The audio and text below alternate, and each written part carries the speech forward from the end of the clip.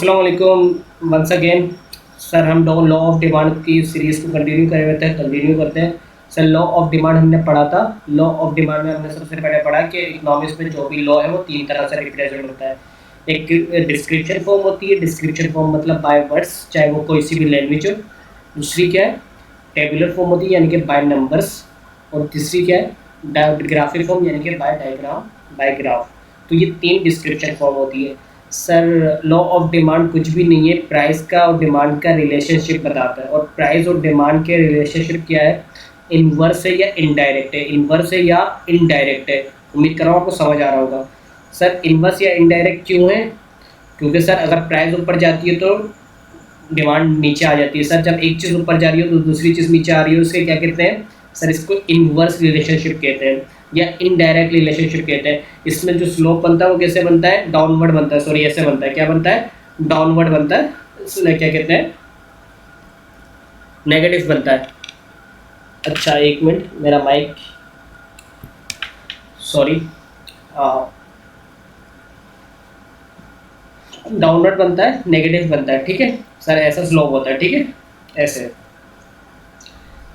Downward slope और negative slope कब बनता है, जब इनवर्स रिलेशन होता है किसके दरमियान, किसी भी चीज़ के दरमियान, या इनडायरेक्ट रिलेशन होता है। इकोनॉमिक्स में जब ग्राफ बनाते हैं उसमें इंडिपेंडेंट वेरिएबल आता है वाई एक्सिस पे और डिपेंडेंट वेरिएबल आता है एक्स एक्सिस पे, ये हमने बात की थी। और हमें ग्राफ पढ़ना आना चाहिए, ग्राफ को रीड करना आना चाहिए। इकोनॉमिक्स में हमने ये बात की थी और इकोनॉमिक्स में हमने ग्राफ रीड किया था कि डिस्क्राइब कर दो पहले एक्सिस को, एक्सिस में आप क्या मेजर कर रहे हो, और फिर कर्व को बता दो जितना आपको पता है उसके बारे में, ठीक है।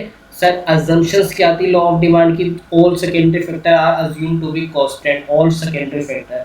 लेकिन उसमें दो एडिशन थी कि गुड्स आर होमोजीनियस और गुड्स कंज्यूम साइमल्टेनियसली। तो अगर मैं पीपीटी दिखाऊं आपको, ये देखें, ये हम सब पढ़ चुके हैं। आज हमारा जो टॉपिक है वो है वाई डिमांड, वाई डिमांड का slope is negative. Demand curve का जो स्लोप होता है वो नेगेटिव क्यों होता है। सर इसको बहुत ही डिटेल में जाके हमने पढ़ा, आज पढ़ने वाले हैं, देखें बहुत गौर से सुनिएगा, बहुत इंपॉर्टेंट कॉन्सेप्ट है और बहुत ही मुश्किल है। पहले हम अज्यूम ये करते हैं कि पहले हमें ये पता होना चाहिए कि प्राइस और डिमांड के बीच क्या रिलेशन है, इनवर्स रिलेशन है, इतना तो हमें पता है। और इनडायरेक्ट रिलेशन है, इसको इनवर्स बोलो या इनडायरेक्ट बोलो।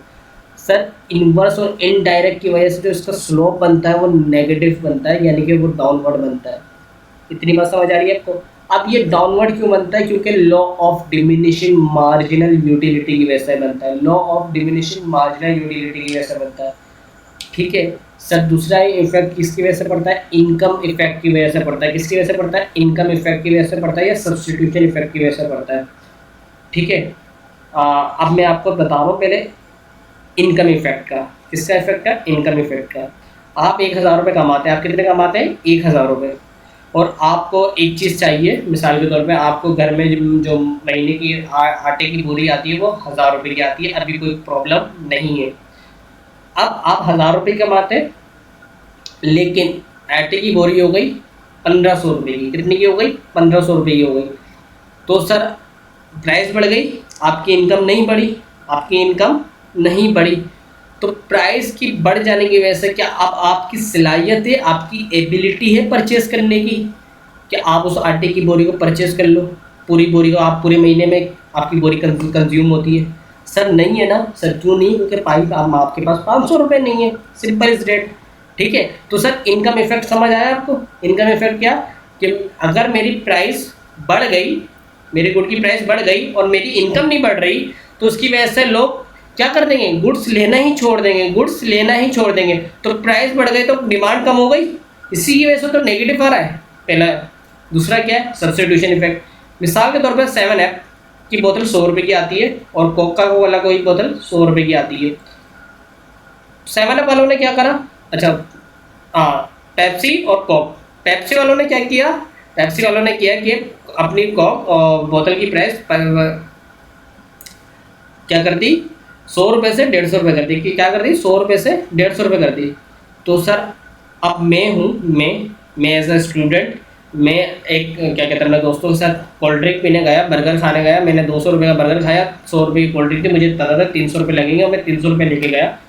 तो सर जब मैंने उससे पूछा भाई पेप्सी लेकर आओ, उसने बोला पेप्सी 150 रुपये की है। मैंने बोला यार ये लोग कितनी महंगाई करते हैं। मैंने बोला कोई 100 वाली, उसने बोला कोक मिल जाएगी। तो मैंने बोला कोक ले आओ। क्या ले आओ? कोका कोला ले आओ। सर ये बात समझ आ रही है आपको? आपकी गुड की प्राइस महंगी हो गई, जिसकी वजह से लोग किस पे शिफ्ट हो गए? किस पे शिफ्ट होगा? सब्स्टिट्यूट पे शिफ्ट होगा, क्योंकि आपकी गुड से जो मज़ा आना था वो दूसरी गुड से भी सेम मज़ा आ जाएगा। लाइकली तो मज़ा आ जाएगा, 90% तो वही मज़ा आएगा, चले 10% का फ़र्क होगा। बात समझ आ रही है आपको ये बात? बिल्कुल इसी तरीके से, बिल्कुल इसी तरीके से दूसरा कौन सा था? Law of diminishing marginal utility. Sir law of diminishing marginal utility को हम बहुत ही डिटेल में जाके पढ़ेंगे आगे, लेकिन अभी law of diminishing marginal utility का मतलब क्या है कि लोगों को जब मज़ा आना बंद हो जाता है ना किसी भी चीज़ में, तो लोग खरीदना छोड़ देते हैं। समझ आ रही है? क्या करना छोड़ देते हैं? खरीदना छोड़ देते हैं। सर मिसाल के तौर पे आप एक होटल में बैठे हुए बिरयानी खा रहे हैं। क्या खा रहे हैं? बिरयानी खा रहे हैं। आपने बिरयानी का ऑर्डर दिया और आपने बोला कितने की प्लेट है? उसने बोला 250 रुपये की प्लेट है। ठीक है, 250 रुपये की आप एक प्लेट बिरयानी गुलशन मेहमान में जाके आप खा रहे हो। 250 रुपये की एक प्लेट आपने बिरयानी खाई, आप जब उठने लगे आपने बोला यार बस ठीक है अब मैं जा रहा हूँ। उसने बोला भाई हमारे यहाँ ऑफर है, अगर आपने दूसरी प्लेट ऑर्डर की हमारे से तो 250 रुपये की जगह 200 रुपये देने पड़ेंगे। मैंने बोला यार एक प्लेट से तो वैसे भी मेरा गुजारा नहीं होने वाला, मैं 1 किलो बिरयानी खाने वाला हूँ, एक और प्लेट लिया हो, कम से कम 50 रुपये तो बच रहे हैं। तो प्राइस कम हुई, डिमांड बढ़ गई। ये बात आप समझ आ रही है? ये लॉ ऑफ डिमांड अभी अप्लाई हो रहा है। ठीक है, प्राइस कम हुई डिमांड बढ़ गई, प्राइस कम हुई डिमांड बढ़ गई, प्राइस कम हुई डिमांड बढ़ गई। गौर से सुनिएगा, जब वो दूसरी प्लेट भी खत्म हो गई तो उसने बोला अगर आपने 2 प्लेटें खा ली तो तीसरी प्लेट भी अगर आप खा लेंगे तो आपको हम तीसरी प्लेट जो है वो 150 रुपये में देंगे। तीसरी प्लेट 150 रुपये में देंगे। सर प्राइस 250 से 150 रुपये हो गई। सर 100% से प्राइस क्या हो गई? नीचे गिर गई। 100% से प्राइस क्या हो गई? नीचे गिर गई। जिसकी वजह से क्या हुआ?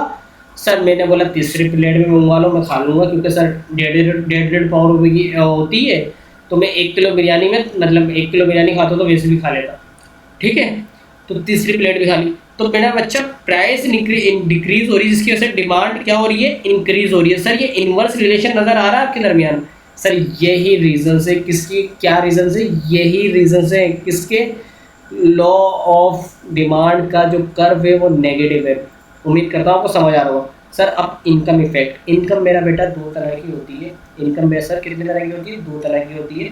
पहली इनकम होती है रियल इनकम, एक होती है नॉमिनल इनकम। एक होती है रियल इनकम, एक होती है nominal income. Sir real income और नॉमिनल इनकम में क्या फ़र्क होता है? नॉमिनल इनकम का मतलब ये है कि आपके पास पैसे डबल हो गए, आपके पास पैसे डबल हो गए। और रियल इनकम का मतलब ये कि आपके पास पैसे वही हैं जितने हैं। एग्जाम्पल लेते हैं, एक मिस्टर ए हैं, वो 1000 रुपये महीने का कमाते हैं, 1000 रुपये महीने का कमाते हैं और एक्स्ट्रा कमाते हैं, मतलब समझ लो एक्स्ट्रा कमाते हैं, और वो अपने बच्चों को हर महीने में 2 बार जिंगर खिलाते हैं। हर महीने में कितनी बार जिंगर खिलाते हैं? 2 बार जिंगर खिलाते हैं। तो 500 रुपये का एक जिंगर आता है। ठीक है, महीने में 2 बार जिंगर खिलाते हैं। अब जो एक्स्ट्रा कमाई है मिस्टर ए की, वो 1000 से कितनी हो गई? 2000 हो गई। कितनी हो गई? 2000 रुपये हो गई। अब वो अपने बच्चों को 4 दफ़ा महीने में क्या करेंगे? जिंगर खिलाएंगे। खिलाएंगे या नहीं खिलाएंगे? 500 रुपये का एक जिंगर है, जिंगर की प्राइस में कोई फर्क नहीं आया। तो आप देखिएगा गौर से, पैसे 1000 से 2000 हुए, इसको कहते हैं नॉमिनल इनकम, पैसे डबल हो गए। एक तरीका क्या है कि जिंगर 500 रुपये का था, मिस्टर ए 1000 रुपये कमाते हैं, लेकिन जिंगर कितने का हो गया? 250 रुपये का हो गया। कितने रुपये का हो गया? 250 रुपये का हो गया। बात समझ आ रही है आपको? जिंगर हो गया 250 रुपये का। अब आप 1000 रुपये कमाते हो, लेकिन परचेजिंग पावर आपकी बढ़ गई, परचेजिंग पावर आपकी इंक्रीज हो गई। इसको भी कहते हैं क्या? इसको कहते हैं मेरा बेटा रियल इनकम इफेक्ट। तो इनकम 2 तरह से इफेक्ट करती है, एक नॉमिनल इनकम होती है, एक रियल इनकम होती है, एक सब्स्टिट्यूशन इफेक्ट होता है, और एक क्या कहते हैं law of diminishing marginal utility होता है। तो उम्मीद करता हूँ ये आपको समझ आ गया होगा। अच्छा, लिमिटेशंस क्या है लॉ ऑफ डिमांड की? लिमिटेशंस का मतलब क्या होता है? लिमिटेशंस का मतलब ये होता है भाई कि लॉ ऑफ डिमांड कहाँ अप्लाई नहीं होता, कहाँ अप्लाई नहीं होता। तो अगर मैं बात करूँ लॉ ऑफ डिमांड कहाँ अप्लाई नहीं होता, चेंज इन ट्रेंड। पहला क्या लिखा हुआ है? Change in trend. भाई आपको एक बात बताएं मुझे, टाइपराइटर देखा आपने? टाइपराइटर, अगर कोई बोले आपको टाइपराइटर में 500 रुपये बेच रहा हूँ, आप खरीदोगे? हैं? टाइपराइटर जिसकी कीमत है 10-15 हज़ार रुपये, उसकी ओरिजिनल कीमत थी 10-15 हज़ार रुपये, वो 500 रुपये का अगर आप खरीदोगे, आप बोलोगे यार मेरे किस काम का यूज़ ही नहीं हो रहा, चले टाइपराइटर नहीं देगा। आपने वो देखी है जिसमें बड़ी बड़ी डीवीडी आती, डीवीडी टाइप सीडी आती थी, सीडी तो देखी हुई है आपने, डीवीडी बोल रहा हूँ मैं, जो बड़ी सी कैसेट होती थी जो फिल्म देखते थे, अगर वो कोई आपको दे, आप ले लोगे? या वीसीआर दे कोई आपको, ले लोगे आप? सर वीसीआर क्या होता है, उसी में जैसे सीडी ड्राइव होती है ना, सीडी जाती है जिसमें, इसी तरीके से वीसीआर होता था जो किस में जाता था, और वीसीआर में क्या जाती थी, डीवीडी जाती थी। खैर सर, यानी कि आउटडेटेड चीज़ें जो अभी यूज़ नहीं हो रही, अगर वो आपको दे कोई सस्ते में, तो आप खरीदोगे? नहीं खरीदोगे ना। तो लॉ ऑफ डिमांड भी तो ये कह रहा है, अगर चेंज हो गया, ट्रेंड ही चेंज हो गया, तो आप जितने भी प्राइस कम कर दो तो कोई भी नहीं खरीदने वाला, कोई भी खरीदने वाला नहीं है। उम्मीद कर रहा हूँ आपको समझ आ रहा होगा। इसी तरीके से चेंज इन इनकम, वो था सब, वो वाली इनकम का बात अलग थी, ये वाली इनकम की बात अलग है। ये लिमिटेशंस है लॉ ऑफ डिमांड की। आप बोल रहे हो कि भाई एक बंदा है मिस्टर है जो 1000 रुपये कमाता है और 2 बार अपने बच्चों को जिंगर खिलाता है, 500 रुपये का एक जिंगर है। अब इनकम चेंज नहीं हो रही, अब क्या चेंज हो रहा है? प्राइस चेंज हो रही है। पहले प्राइस 500 से हो गए 700 रुपये। कितने हो गए जिंगर की प्राइस? 700 रुपये। आप कितने जिंगर खिला सकते हैं मिस्टर है भाई? एक जिंगर ही खिला सकते हैं एक दिन, सही है सर। लेकिन मिस्टर ए की जो इनकम है वो 3000 रुपये हो गई या 3500 रुपये हो गई। कितनी हो गई? 3500 रुपये हो गई। 1000 रुपये से इनकम इंक्रीज हो गई 3500 रुपये की। अब मेरा बेटा बात गौर से देखिएगा, जैसे ही आपकी इनकम इंक्रीज करी, इनकम इंक्रीज हुई है नहीं हुई? इनकम इंक्रीज हुई है सर, और आपकी गुड की प्राइस 500 से 700 रुपये में चली गई या नहीं चली गई? लॉ ऑफ डिमांड के अकॉर्डिंग प्राइस इंक्रीज हो गई तो डिमांड डिक्रीज हो जानी चाहिए थी, लेकिन आपकी इनकम इंक्रीज हो गई, जिसकी वजह से आप एक जिंगर नहीं, कितने जिंगर खाने के काबिल हैं? 7 5 35, 5 जिंगर खाने के काबिल है। कितने जिंगर खाने के काबिल है? 5 जिंगर खाने के काबिल है। उम्मीद कर रहा हूँ आपको समझ आ रहा होगा। बिल्कुल इसी तरीके से एक्सपेक्टेशन इन फ्यूचर प्राइस या शॉर्टेज, मिसाल के तौर पर फ्यूचर में कोई चीज़ शॉर्ट होने वाली है, वो होने वाली है, प्राइस इंक्रीज होने वाली है। इसकी एक सादा तरीन खुशबू तरीन क्या है, क्या कहते हैं, एग्जाम्पल क्या है? पेट्रोल है। क्या? पेट्रोल। मेरा बेटा अब गौर से सुनिएगा कि आज पेट्रोल की प्राइस है 100 रुपये लीटर। गवर्नमेंट ने अनाउंस कर दिया कि कल हो जाएगी 300 रुपये लीटर। पेट्रोल पंप वालों ने आज ही कर दिया 150 रुपये लीटर। ऐसा प्रैक्टिकली होता है या नहीं होता? या आज पेट्रोल की प्राइस है 100 रुपये लीटर, कल पेट्रोल मिलेगा नहीं, और आज पेट्रोल पंप वालों ने होशियारी क्या करी है, 150 रुपये कर दिया, बेच रहे हैं। सर क्या अब पेट्रोल बिकेगा? सर प्राइस इंक्रीज हो गई, डिमांड कम हो जानी चाहिए थी, या नहीं होनी चाहिए थी? है भाई, होनी थी ना, बिल्कुल होनी थी। लेकिन सर लॉ ऑफ डिमांड तो यहाँ पे फेल हो गया। फेल हुआ या नहीं हुआ? सर यहाँ जितने भी चीज़ें दिखा रहा हूँ यहाँ पे लॉ ऑफ डिमांड फेल हो रहा है भाई। क्यों? क्योंकि लोग बोल रहे हैं यार 100 रुपये लीटर से 150 रुपये लीटर हुआ, कल 300 रुपये मिलेगा, कम से कम 150 रुपये तो मैं बचा रहा हूँ, चाहे 50 रुपये ज़्यादा दे रहा हूँ। तो सर डिमांड में कोई फर्क नहीं आएगा, बल्कि डिमांड क्या हो जाएगी? बढ़ जाएगी। तो फ्यूचर में कोई चीज़ शॉर्ट होने वाली हो या उसकी प्राइस इंक्रीज होने वाली है, जिसकी वजह से आज उस वो चीज़ की प्राइस महंगी हो गई हो, तो सर लॉ ऑफ डिमांड वहाँ पे भी फेल हो जाता है। इसी तरीके से बेसिक नेसेसिटीज ऑफ लाइफ का मतलब क्या है मेरा बेटा? अगर आपके घर में कोई अजीज बीमार है, सही है, आपको पता है एक इंजेक्शन आपको डॉक्टर ने रिकमेंड किया है, ये लेकर आ जाओ मेडिकल से, मेडिकल के मैं सिर्फ वही मेडिकल खुला हुआ है मिसाल के तौर पर, वहाँ पे वही मेडिकल पाया जाता है। अब वो चीज़ आपको पता है 500 रुपये की मिल जाएगी आपको बाहर से या कहीं से भी पूरे कराची में, लेकिन वो आपको दे रहा है 1500 रुपये की, तो आप खरीदोगे? बिल्कुल खरीदेंगे, क्योंकि भाई उस रात का वक्त है, रात के 2:30-3 बज रहे हैं इस वक्त, और क्या कहते हैं कौन कहाँ पे खुला हुआ होगा और मुझे अर्जेंट चाहिए, तो मैं पैसे देखूंगा? सर मैं पैसे नहीं देखूंगा। लॉ ऑफ डिमांड क्या कहता है कि प्राइस बढ़ाओ दोगे तो डिमांड कम हो जाएगी। सर प्राइस बढ़ाई है, डिमांड कम क्यों नहीं हुई? क्योंकि यार बेसिक नेसेसिटी है, रोटी कपड़ा मकान है, दवाइयाँ हैं। बात समझ आ रही है आपकी? ये है इसकी limitation of law of demand. Limitation of law of demand का मतलब ये कि लॉ ऑफ डिमांड यहाँ पे फेल हो जाता है। वो थी कि डिमांड का स्लोप इज नेगेटिव। आप कम से कम ये लेक्चर 2 बार जब देखेंगे जब आपको ये समझ आएगा। इसी तरीके से प्रैक्टिकली लॉ ऑफ डिमांड का काम आता है।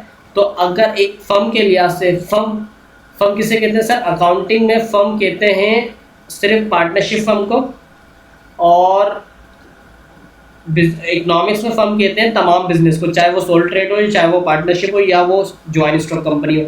फर्म के लिहाज से अगर आप लॉ ऑफ डिमांड की बात करेंगे प्रैक्टिकली कहाँ काम आता है, तो वो डिटर्मिनेशन ऑफ प्राइस, प्राइस को डिटरमाइन करने के काम आता है। सर ये कॉन्सेप्ट आज आपको समझ नहीं आएगा, लेकिन आज तकरीबन 3 4 5 लेक्चर के बाद समझ आ जाएगा। आपको एक बात मैं बता दूं कि इकोनॉमिक्स का एक लेक्चर दूसरे लेक्चर के साथ कनेक्ट है। एक लेक्चर आपने नहीं लिया तो दूसरा लेक्चर आपको समझ नहीं आएगा, दूसरा लेक्चर नहीं लिया तो तीसरा लेक्चर समझ नहीं आएगा। सर इकोनॉमिक्स हो या अकाउंटिंग हो, ये आपस में बहुत कनेक्ट होती हैं, लिंक होती हैं, ठीक है। बिल्कुल इसी तरीके से फोरकास्टिंग करने का काम आता है। फोरकास्टिंग का मतलब कि अगर मैं प्राइस बढ़ा दूंगा तो कितने लोग खरीदेंगे, कितनी मेरी डिमांड इंक्रीज होगी, अगर मैं प्राइस कम कर दूंगा तो। सर ये फ्यूचर देख रहा हूँ मैं, पास्ट की डेटा पे, पास्ट मैंने ये किया था पास्ट में, अगर फ्यूचर में ये दोबारा करूँगा तो क्या होगा मेरे साथ, तो मैं फोरकास्ट कर लूँगा पास्ट की बेस पे। पास्ट में जो किया है, प्रेजेंट में एक्शन लिया है, उसकी बेस पर मैंने क्या करूँगा, फ्यूचर को देख लूँगा। जैसे कि अगर मेरे पास 1 रुपया प्राइस है तो 5 लोग खरीद लेंगे, 2 रुपये प्राइस है तो 4 लोग खरीद लेंगे। ये मैंने फोरकास्ट तो किया था, ठीक है। इसी तरह गवर्नमेंट के डिसीजन मेकिंग पे, अगर गवर्नमेंट को किसी चीज़ को बंद करना हो, गवर्नमेंट को किसी चीज़ की डिमांड को कम करना हो, तो गवर्नमेंट दबा के टैक्स लगा देती है। मिसाल के तौर पे सिगरेट, क्या सिगरेट, अगर सिगरेट की कंजम्पशन गवर्नमेंट बंद करना चाह रही है या कम से कम करना चाह रही है, तो गवर्नमेंट बोलेगी अगर आप 1000 रुपये की एक चीज़ बना रहे हो, सही है, 1000 रुपये की एक चीज़ बना रहे हो तो उसमें 5000 रुपये का और टैक्स ऐड कर दो मेरी तरफ से 6000 रुपये। क्या लोग अब खरीदेंगे, प्राइस बढ़ जाएगी तो डिमांड कम हो जाएगी। लॉ ऑफ डिमांड का हमारा याद आ रहा है, ठीक है। तो गवर्नमेंट कंजम्पशन बढ़ाने के लिए भी और कम करने के लिए इस्तेमाल करती है। गवर्नमेंट अगर चाहती है कोई चीज़ ज़्यादा यूज़ हो, मिसाल के तौर पे शहद, यहाँ पाकिस्तानी शहद का, तो गवर्नमेंट क्या बोलेगी, अगर तुम 1000 रुपये का शहद बना रहे हो तो तुम 200 रुपये का शहद बेचो और 800 रुपये मेरे से ले लो। इस कॉन्सेप्ट को मैं आगे लॉ ऑफ सप्लाई में बहुत डिटेल में पढ़ाऊंगा, ठीक है। तो गवर्नमेंट की डिसीजन मेकिंग में किसी चीज़ की डिमांड, किसी भी चीज़ की डिमांड की मतलब किसी भी चीज़ की कंजम्पशन को आपको इंक्रीज़ करना हो या डिक्रीज़ करना हो, तो क्या करती है गवर्नमेंट, टैक्स लगा देती है। सर एक ये गवर्नमेंट करती है, दूसरा गवर्नमेंट क्या करती है, मेरा बेटा गवर्नमेंट को चाहिए होते हैं अपने खर्चे के लिए क्या, पैसे, तो वो टैक्स से लेती है। टैक्स के बारे में बहुत ही डिटेल में पढ़ेंगे। टैक्स ऐसी पेमेंट है जो आपको ज़बरदस्ती देनी है गवर्नमेंट को बिना किसी क्या कहते हैं वजह के। तो टैक्स देना है आपको किस चीज़ पर, गुड्स पर, जो भी आप चीज़ खरीद रहे हो तो उसको टैक्स देना है। मिसाल के तौर पर आपने मोबाइल लिया है 10,000 रुपये का, अगर उस पर 2000 रुपये टैक्स दे रहे हो तो 12,000 रुपये आप टोटल मोबाइल पड़ा है, आपको 2000 रुपये टैक्स जा रहा है और 10,000 का मोबाइल है। लेकिन आपने 10,000 के मोबाइल में 20,000 का टैक्स लगा दिया तो 30,000 का मोबाइल बढ़ गया। क्या लोग आप मोबाइल खरीदेंगे, नहीं खरीदेंगे ना, क्योंकि आपने जितनी की वो चीज़ है उससे डबल ट्रिपल तो आपने उस पर टैक्स लगा दिया। तो गवर्नमेंट को इतना भी टैक्स नहीं लगा देना चाहिए कि उस गुड को बेचना ही छोड़ दो। हाँ वो बात अलग है कि आपके माइंड में ये गुड बिकना छूट जाए, सिगरेट खत्म हो जाए पाकिस्तान से, सही है। लेकिन सर अगर आप चाहते हैं कि आपके पास टैक्स कलेक्शन है, आपके पास पैसा है, रेवेन्यू है, टैक्स रेवेन्यू है, तो आपको इतना टैक्स लगाना पड़ेगा कि आप उस गुड की डिमांड में ज़्यादा फर्क ना आए, मतलब उसकी प्राइस बढ़ जाए तो डिमांड कम ना हो। सर ये प्रैक्टिकली लॉ ऑफ डिमांड का ही काम आता है। सर इसको एक बार खुद भी पढ़ेंगे तो आपको समझ आ जाएगा। सर सबसे इंपॉर्टेंट कॉन्सेप्ट है exception of law of demand. कौन सी एक्सेप्शन, एक्सेप्शन क्या है लॉ ऑफ डिमांड की, given good. Sir given good, sir इससे पहले हमने नॉर्मल गुड पढ़ी है, इन्फीरियर गुड पढ़ी है। नॉर्मल गुड होती है, इन्फीरियर गुड सस्ती होती है और ये सस्ता सब्जेक्टिव होता है आपकी इनकम के लिहाज से, ठीक है। इसके बाद हमने कॉम्प्लीमेंट्री गुड पढ़ी है जो एक साथ कंज्यूम हो। इसके अलावा हमने सब्स्टिट्यूट गुड पढ़ी है जो एक साथ जो एक यूज़ होगी तो दूसरी यूज़ नहीं होगी। इसी तरह गिवन गुड होती है। Given good is a type of inferior good whose demand increases, उसकी डिमांड इंक्रीज हो जाएगी इफ अगर इट्स प्राइस इंक्रीजेज। सर हमने तो ये पढ़ा था कि प्राइस इंक्रीज होगी तो डिमांड डिक्रीज हो जाएगी, चाहे वो प्राइमरी डिटर्मिनेंट हो, चाहे वो फ्यूचर की प्राइस हो, समझ आ रही है, चाहे वो लॉ ऑफ डिमांड हो। लेकिन सर यहाँ पे गिवन गुड कैसी टाइप है गुड्स की कि जिसकी अगर आप प्राइस इंक्रीज करोगे तो उसकी डिमांड इंक्रीज हो जाएगी, लाइक पटाटो, सही है, आलू वगैरह। सर यानी कि अगर आप देखें, आप 5 दिन आपकी टोटल इनकम कितनी है, 500 रुपये, आप गोश्त क्या किलो मिलता है 50 रुपये पर केजी, अदर फूड से 12.5 रुपये के, तो टोटल डेज है कितने 30। उम्मीद कर रहा हूँ ये आपको नज़र आ रहा होगा, तो समझ भी आ रहा है, ठीक है। आपने 5 दिन गोश्त खाया 250 रुपये का, बाकी आपने 25 दिन क्या खाया 12.5 के लिहाज से, अदर फूड दाल सब्जी वगैरह, सही है, ये खाई, गोश्त नहीं खाया, तो 250 रुपये और 250 रुपये 500 रुपये पूरे हुए। अब दाल की प्राइस, अच्छा गोश्त की प्राइस वही है, इनकम भी वही है, सही है, तो ऊपर दोनों ऊपर वाली चीज़ें सेम है। अब क्या चेंज हो गई, दाल की प्राइस 12.5 से 13 रुपये हो गई। तो अब आप 13 रुपये से दाल कर रहे हो, क्या कहते हैं, 13 रुपये की दाल हो गई। तो आप पहले 25 दिन दाल सब्जी खा रहे थे, आप कितने दिन दाल खा रहे हो, 27 दिन खा रहे हो। और अगर इसको मल्टीप्लाई कर दो तो 351 हो रहा है, 351 हो रहा है, 351 हो गया। अब आपके पास बचे कितने, 149 रुपये बचे, कितने, 149 रुपये। तो 3 दिन आप ज़्यादा से ज़्यादा क्या खा पाओगे, हैं, गोश्त खा पाओगे। बात समझ आ रही है। प्राइस इसकी इंक्रीज हुई दाल सब्जी वगैरह की, जिसकी वजह से गोश्त की डिमांड कम हो गई है, और किसकी डिमांड बढ़ गई, दाल सब्जी गोश्त की। ये कॉन्सेप्ट समझ आया आपको। आपके पास टोटल 500 रुपये ही है, टोटल 500 रुपये है। अब जा तो आप 250 रुपये का, अगर यहाँ पे भी आप 250 रुपये का खाते तो 250 रुपये तो बचते हैं, 250 रुपये बचते, तो 250 रुपये को आप 13 रुपये से डिवाइड करते तो कितने दिन खा लेते, मिसाल के तौर पर 20 दिन खा लेते, तो 7 दिन क्या भूखे मरते हैं, 7 दिन भूखे तो नहीं मरते ना। तो क्या करते, गोश्त को कम करते, सब्जी और गोश्त पे शिफ्ट हो, सब्जी और दाल पे शिफ्ट हो जाते, गोश्त खाना कम करते हो, सब्जी और दाल पे शिफ्ट हो जाते। उम्मीद कर रहा हूँ आपको समझ आया होगा। आज तक के लिए सिर्फ इतना ही है। दुआओं में याद रखिएगा। Thank you so much. इंशाल्लाह नेक्स्ट लेक्चर में मिलते हैं सप्लाई के साथ। अच्छा सॉरी, ये एक कॉन्सेप्ट रह गया जिसको कहते हैं कॉन्ट्रैक्शन इन डिमांड और एक्सपेंशन इन डिमांड। मुझे लग रहा था कुछ भूल गया हूँ। तो कॉन्ट्रैक्शन इन डिमांड और एक्सपेंशन इन डिमांड का क्या है, लॉ ऑफ डिमांड के दो हिस्से हैं। When price of the product increases it's quantity demand decreases. एक ये लाइन है, इस लाइन में when price of the product increases it's quantity demand decreases, इसको कहते हैं contraction in demand. Law of demand के दो हिस्से हैं। इसी तरह when price of the product decreases it's quantity demand increases. Sir ये लॉ ऑफ डिमांड का एक पार्ट है, और इसको कहते हैं एक्सपेंशन इन डिमांड। सर देखें ना आप, प्राइस इंक्रीज हो रही है, डिमांड बढ़ रही है, एक्सपेंड हो रही है। इसी तरह प्राइस इंक्रीज हो रही है तो डिमांड कम हो रही है, कॉन्ट्रैक्शन हो रही है, मतलब सुकड़ रही है डिमांड। बस यही लिखा हुआ है। तो थैंक यू सो मच, दुआओं में याद रखिएगा। नेक्स्ट लेक्चर में मिलते हैं सप्लाई के साथ। हमारा डिमांड यहाँ पे ख़त्म होता है अल्हम्दुलिल्लाह। और लास्ट बात ये क्या कहते हैं, अगर आपने डिमांड और सप्लाई पढ़ लिया तो मैं बोल रहा हूँ आपको 80% ऑफ इकोनॉमिक्स आ गई मेरा बेटा। Thank you so much. अल्लाह हाफिज़।